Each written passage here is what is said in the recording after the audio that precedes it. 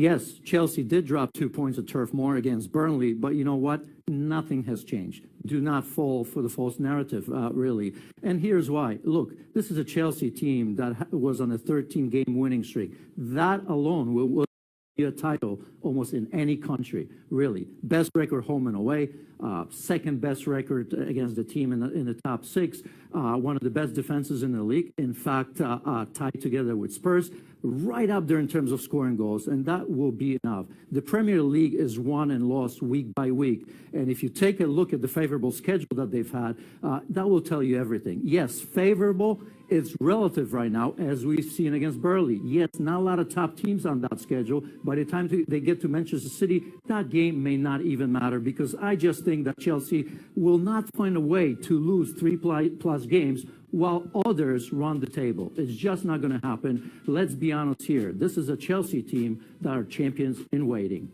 Shaka Hislop and Sebastian Salzar with you from the ESPN FC studios. Look, one thing that I think everybody can agree on is that Diego Costa has a short shelf life wherever he ends up. So assuming that he does leave Chelsea, there are these rumors out there that Romelu Lukaku could be the fix, even at £100 million. Let's start with that number. Is that too much for a top-of-the-line striker, which I think we'd agree Lukaku definitely is? Yes, 100 million, way too much. Even last summer, where he was linked with a move back to Stamford Bridge, given the uncertainty around Diego Costa, and the price quote then was 65 million.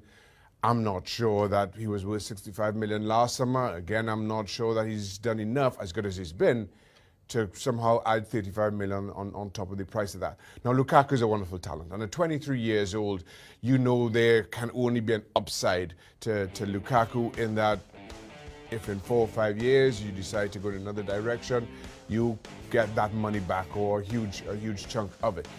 But right now, and my criticism of Lukaku over the last couple of years is, I still don't think he's a natural finisher, and certainly not as good and not as natural a finisher as Diego Costa is. But he is a handful, very good with his back to goal, very strong physically. Is he the kind of player, and this has been Diego Costa's greatest worth to Chelsea over the last 3 years? We could probably forget last season, given Chelsea's and Diego Costa's struggles.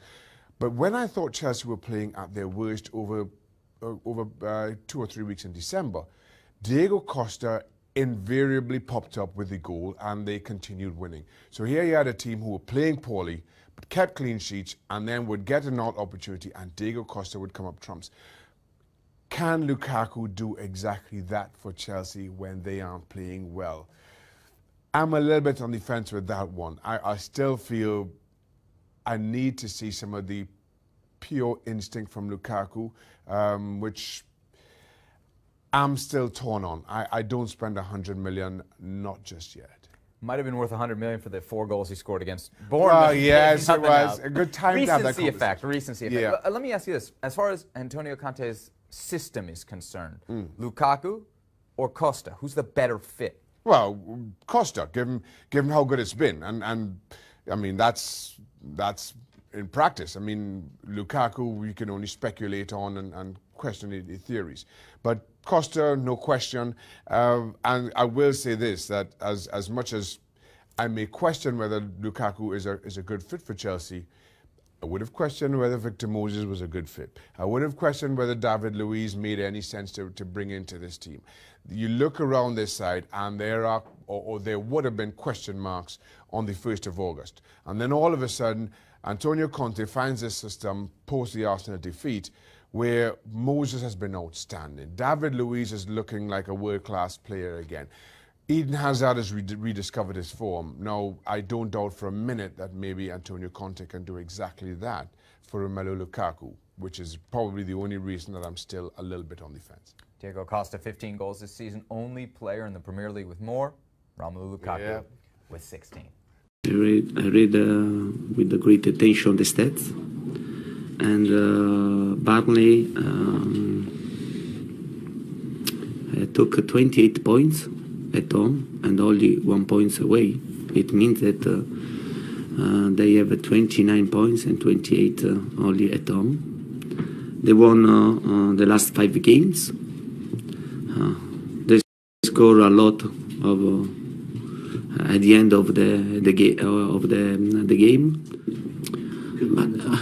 Honestly, I think that there are six teams very strong. They can fight to win the title, and also Manchester United. Because Manchester United has a great squad, and I hired a lot of players that they trust in the title, but for sure. And this is the truth, and we must know this, because if we think that we have 9 points and we are very close to win the title, it's a great mistake. It's a great mistake. I think Eden for sure is a great player. He's a top player, and is in a level very high. Yeah, but I don't see the problem, because we don't want to sell him. he hasn't a price now. Okay. Do you know about people, for instance, like Joey Barton? Joey Barton. Yeah, the Burnley player. I think we've already played them. Yeah. Are you familiar with Burnley players? With any Burnley players in particular? If I know, yeah. Yeah. But this is the second time that we play. Yes, for sure. Frank Lampard is a legend for this club, and yeah. Now I think he's starting a new career, But now is the time to take the best decision for you, and it's not easy, because I passed this moment, and it is not easy when you finish your career to understand which is the right way to follow. But I think that Frank can work in the football, and can work as a coach. Yeah, he can do very well.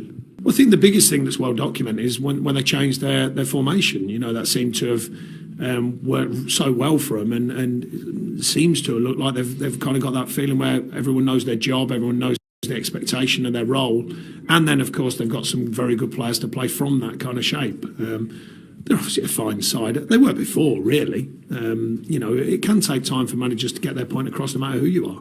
You know, even with the likes of Conte and his experience, it still takes time to get the players to adapt and to know what he wants from them, and they've certainly done that. You know, they're looking like a real strong unit. No, I mean, there's a few close player version of it. They're slightly more open on transition, you know, with the two wide players kind of adopting them halfway house positions between defending and attacking and waiting for the break. They can keep the ball when they need to. They can defend, quite obviously, we've all seen that. So there's a good mixture there, I think. You know, and I don't get the feeling the manager's looking at any particular one style. I think he's saying we need to be a team that can operate in different ways, and I quite like that. That's how I want my team to operate. You know, rather than just one style, can we be flexible and adaptable for what's needed to win a game? And I think they've shown good signs of that. So it obviously makes it a big challenge, but one that we're ready for.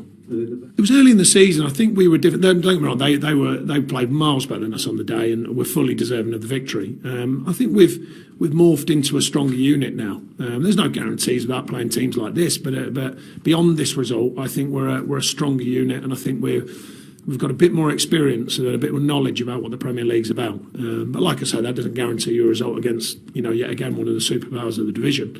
But I think gives you a better chance. The SPI on this show is a complex mathematical formula that doesn't always make sense.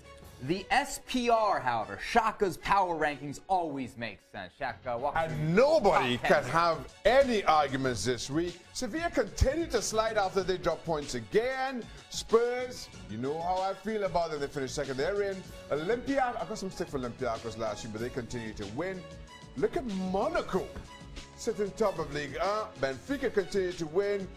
The top 5, as you would expect, Barca back in there. I tell you what, though. I'm a little bit nervous about Real Madrid. You know what, Shaq? I'll tell you something. I've never said this before. You know your onions. Thank you. You know your onions. No complaints, Steve. No. I mean, one. I think that's a genius move, dropping Leipzig. I never saw it coming. I don't think MD else did. Well done, son. Oh, thanks, Stephen.